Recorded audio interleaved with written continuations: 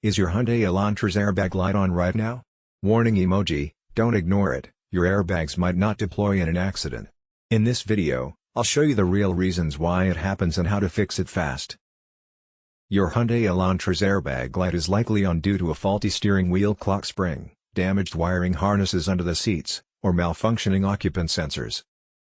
Other common causes include a weak battery, previous collision damage, or a broken seatbelt latch, which disables the Supplemental Restraint System, SRS.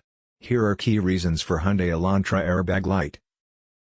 Clock spring failure, a common issue where the electrical connector in the steering wheel wears out, often covered by extended warranties.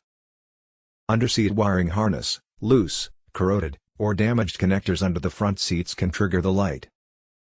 Occupant classification sensor, OCS, the passenger seat sensor may fail to detect a passenger, causing a fault. Crash sensor faults, malfunctioning front impact sensors can trigger the light.